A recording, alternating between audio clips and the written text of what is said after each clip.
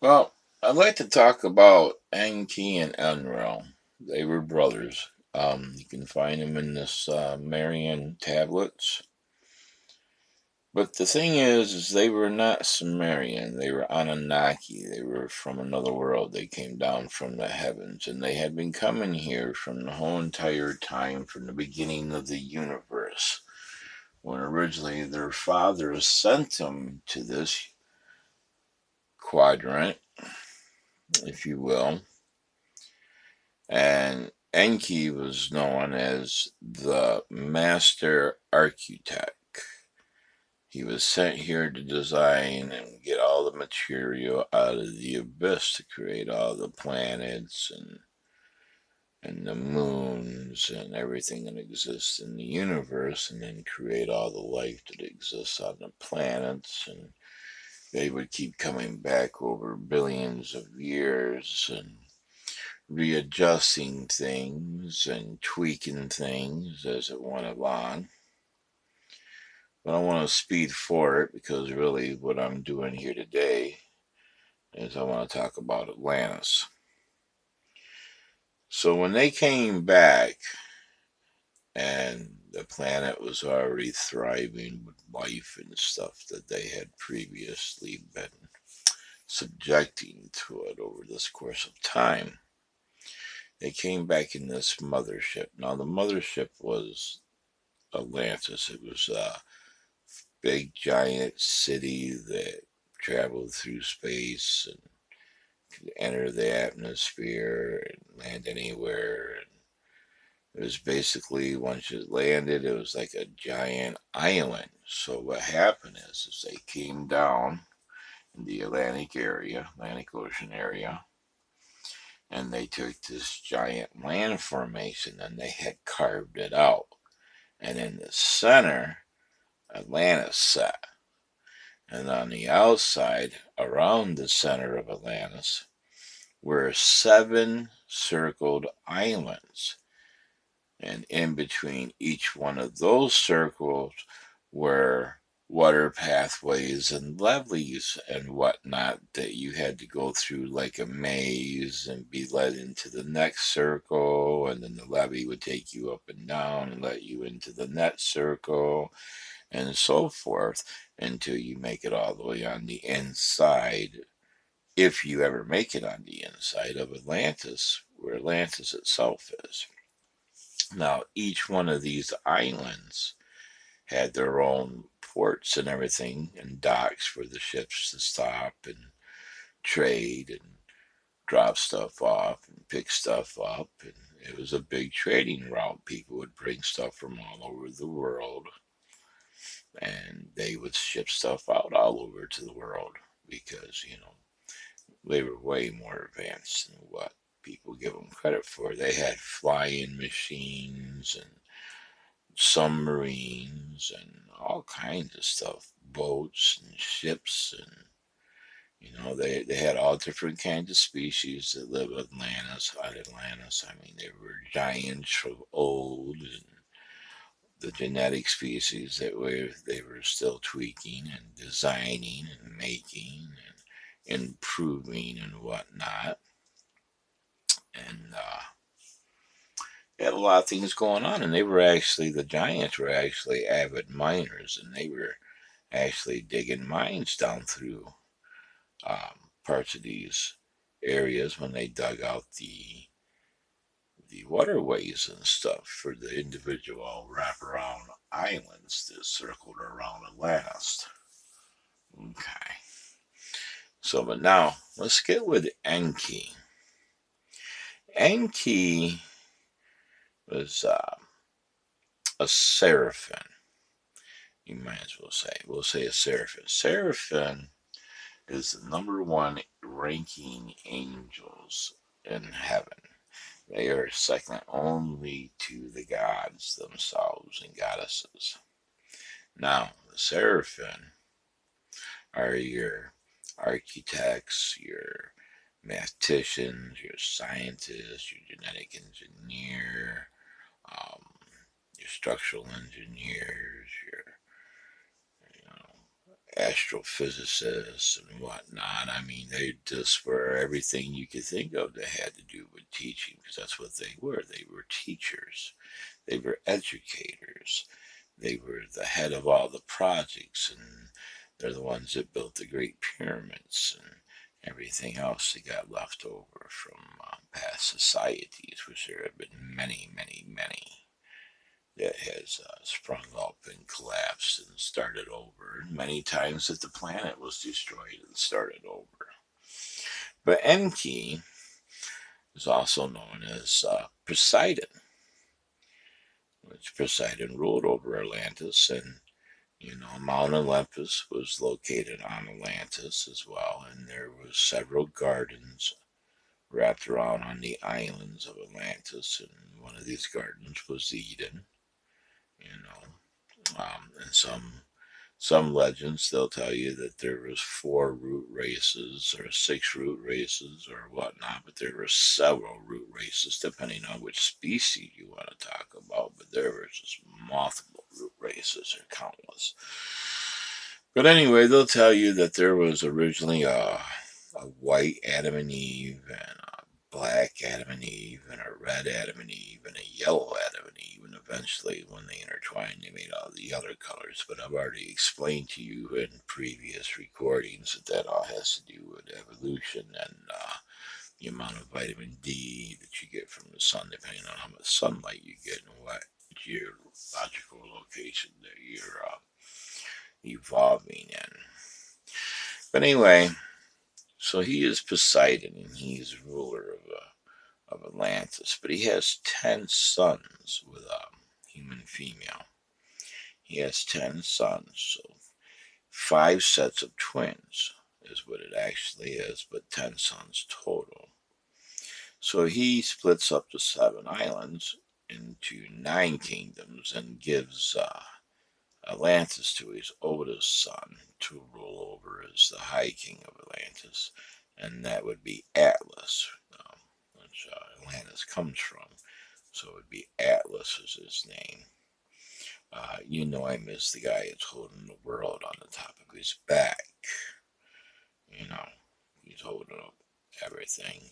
Because, and then he had other 9 brothers, and they split up the islands and stuff, because as each island arrived out, they started getting larger and larger. So the outer islands could be split up more than the inner islands to divide the property equally to make 10 kingdoms.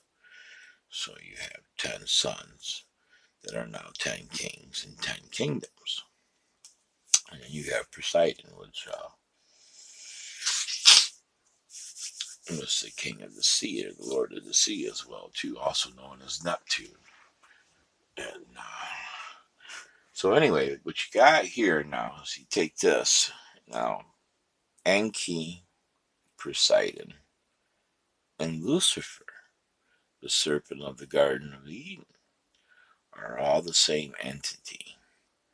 Just like the great red dragon with 7 heads and 10 crowns. Well, you got the great red dragon, you've got Atlantis. You've got 7 heads, you've got 7 islands. You've got 10 crowns, you've got 10 kings. It's just that easy. I mean, figure it out, it's there.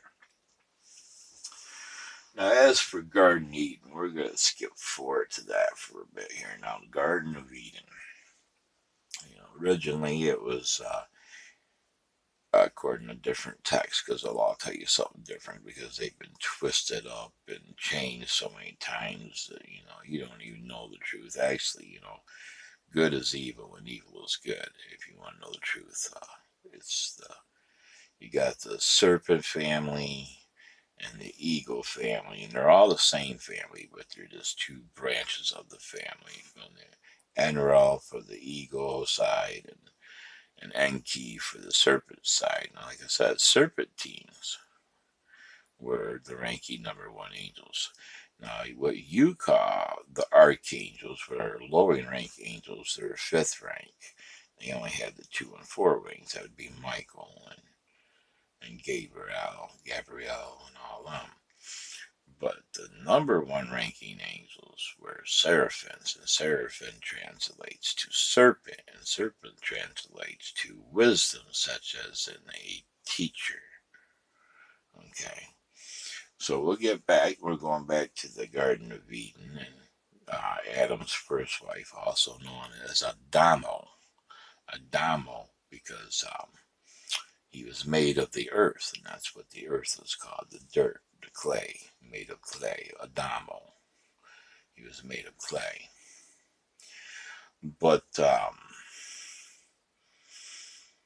so he was the first there. These are supposed to be the first men and women or whatnot, they tell you. And,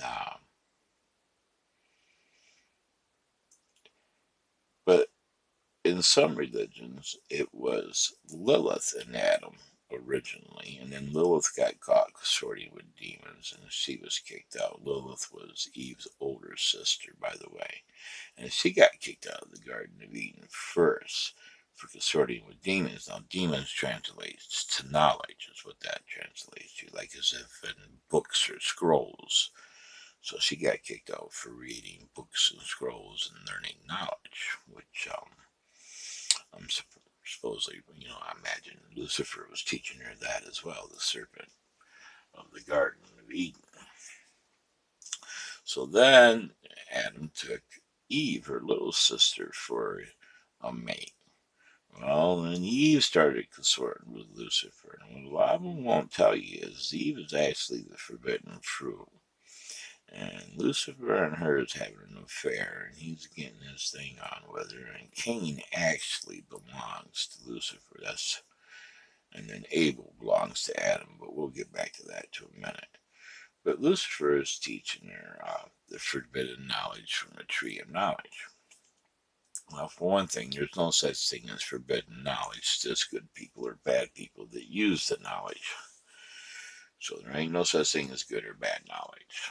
So forbidden knowledge is they just don't want slaves to have knowledge, because if you're smart, you don't want to be slaves. So they want to keep you undereducated. This is what this is all about. Now think about the tree of knowledge. Let's think about that for a minute. Tree of knowledge. Well, a tree can be made into paper, and paper can be used to make scrolls and books with. And if you have a really big tree, then what you have is a lot of books and scrolls, which this would be a library. So a tree of knowledge could actually be a metaphor for a huge library full of books and scrolls, you see, which would make sense because, Lucifer is a teacher, the serpent is a wisdom, is teaching, and demons, which are books that you would find in a library, are what everybody's getting kicked out for. It's because they're learning knowledge. So, Lucifer loved women. He loved human women. He had children with them. The other fallen angels had children with them, So it's not that they hated humans. They were actually teaching humans and everything. They were good, because serpents stand for wisdom.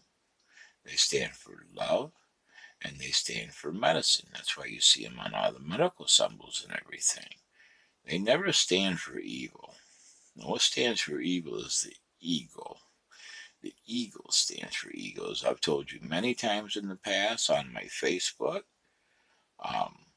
the ego can be found in, for example, Roman Empire, the British Empire, the Spanish Empire,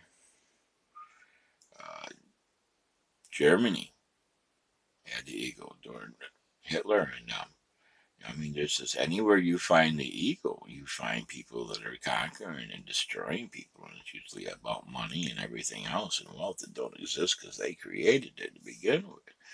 But everywhere that you find serpent races and stuff, they're all practicing love and joy and happiness and peace on earth and creation and knowledge. Because that's what we are. We're all knowledge. Because I'm of the serpent race, as I have told you many times. So, I'm the serpent king of the Druid serpent clan.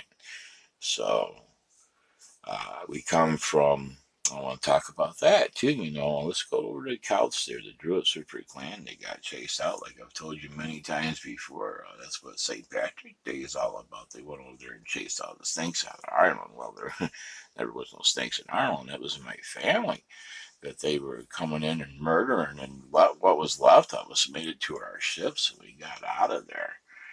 But over there, they were originally called the Tasti Danya, which are also, translates to tribe of the gods, the serpent race was.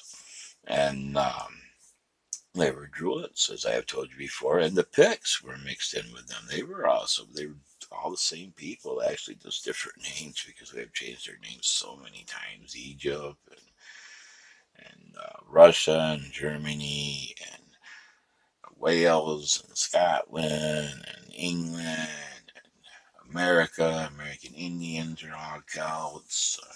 Everywhere. The Basker Celts, they're everywhere.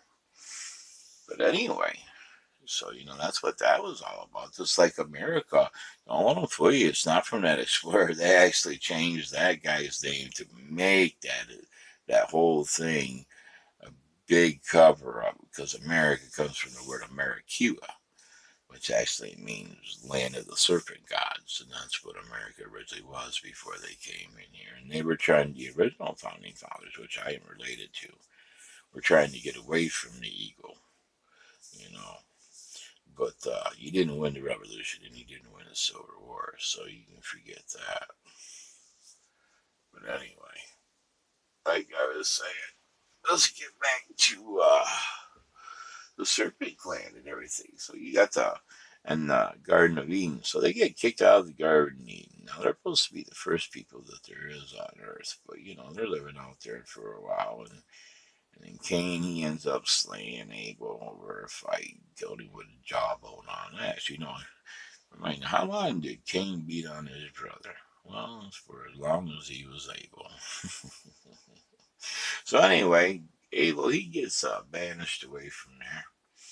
And he goes over many lands and through many valleys and across the deserts and mountains, and he comes across this city. And there's a city full of people. So where'd all these people come from? And it just so happens the city also happens to be where Lilith happened to be, out of all places, which is actually Cain's aunt. But she was ended up being adopted by the chieftain of the city, with tons of people that they're, obviously they're before the supposedly first people of the race.